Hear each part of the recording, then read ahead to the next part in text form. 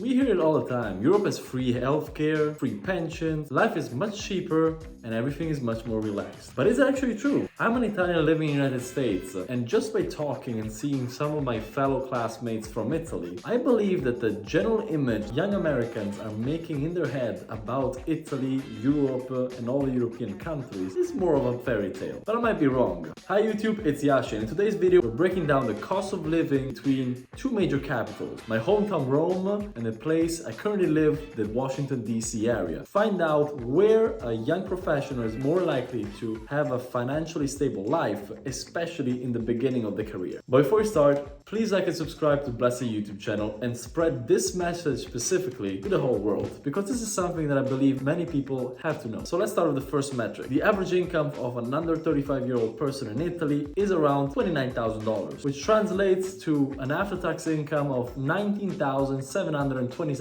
I know taxes in Italy are awful, which is basically $1,643 a month. If I look at the average salary in the DC area, on the other hand, for the same age group, we're talking about $47,000, which after tax is around $38,000, which means $3,237 a month. So basically we now know that the American young professional makes on average twice what the Italian counterpart makes. The question now is, how much do they spend and how much do they get to keep? So let's start with the bigger part, rent.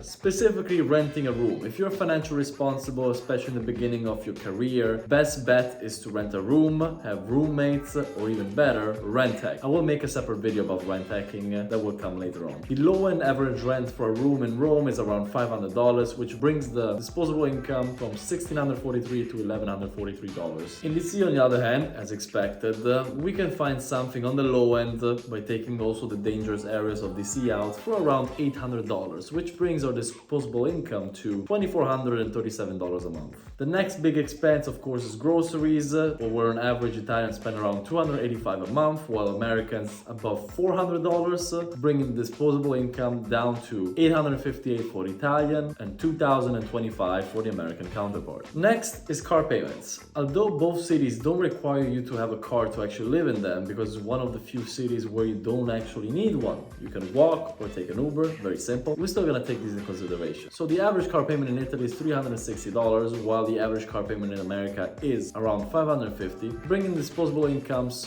down to $498 for the Italian and $1,475 for the American counterpart. To conclude expenses, we're now gonna bring out the two main reasons that created the European myth among the minds of young Americans, namely healthcare and pensions. So Italians will have to spend zero on this because it's all included in their taxes. The American counterpart, on the other hand, spends $227 on average on healthcare if the people are under 30, which is what we're considering, and $250 a month on their 401ks, namely the retirement accounts, bringing down their disposable income to $946 versus the Italian $498. Now, to be 100% fair, we always consider the European cost in dollars. It's actually in euros, but now that we have the remaining amount, we can now switch it back to dollars. So 498 euros correspond to $560 with today's exchange rate. At the end of the day, even with, let's say, the public incentives with healthcare and pension funds, the American worker still ends up with almost twice the amount of disposable income after all expenses than the European, specifically the Italian counterpart. Meaning they have almost twice the amount of money to spend on wants, anything, your Gucci bag, traveling, whatever, or even better, investing. There are also two major factors that did not consider about Italy. Number one, the unemployment rate among young people that is almost 30% in the past 2 years, meaning that 1 of 3 young people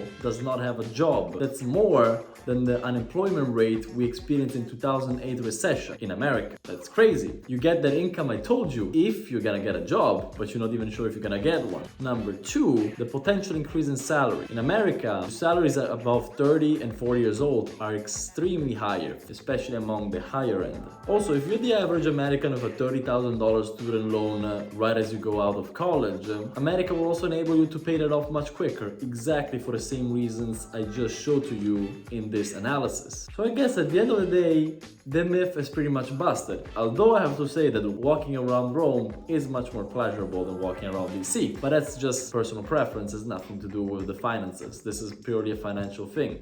I love my country, but I still realize that America is the place to be if you're young, in my opinion. I hope this video gave you some clarity about the financial differences for young people among these two countries. Let me know if you think I'm right, if you actually hate realizing what I just said, if you agree, if you don't, in the comment section below. Thank you for watching.